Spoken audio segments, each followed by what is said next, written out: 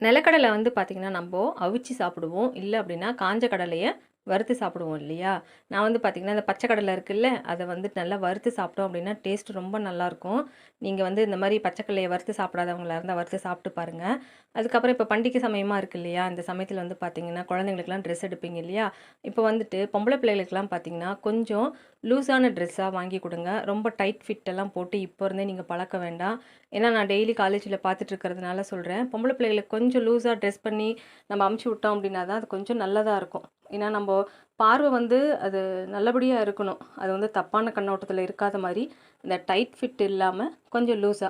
அதேபோல லெக்கின்லாம் நம்ம அலோவ் பண்ணாம, இந்த பிளாசோலாம் இருக்கு இல்லையா? ரொம்ப நீட்டமா இல்லாம, சும்மா இந்த முக்கா காலுக்கு இருக்கிறது, அந்த கணுக்கால் கிட்ட இருக்கிறது, அந்த மாதிரி கூட நம்போ யூஸ் பண்ணலாம். முடிஞ்ச அளவு டைட் ஃபிட்லாம் போடாம பொம்பளை பிள்ளைகளுக்கு வாங்கி கொடுங்க. நான் வந்து எனக்கு தெரிஞ்ச கருத்தை நான் சொல்கிறேன். உங்களுக்கு வந்து இது கரெக்டாக இருந்தால் எடுத்துக்கோங்க. தப்பாக இருந்தால் இதை விட்டுருங்க. இது பெருசு பண்ண வேண்டாம். இது அவங்கவுங்களோட விருப்பம். எனக்கு தெரிஞ்சதை நான் சொல்கிறேன். அவ்வளோதான். கடலை பாருங்களேன், நல்லா வறுத்தாச்சு. இப்போ டேஸ்ட் ரொம்ப நல்லாயிருக்கும். அதாவது இந்த குட்டி குட்டி கடலைலாம் பார்த்தீங்கன்னா நல்லா மொறு மொறுன்னு வறுத்துருக்கும். அது இன்னும் சாப்பிட ரொம்பவே நல்லாயிருக்கும். நீங்களும் இதே போல் சாப்பிட்டு பாருங்கள்.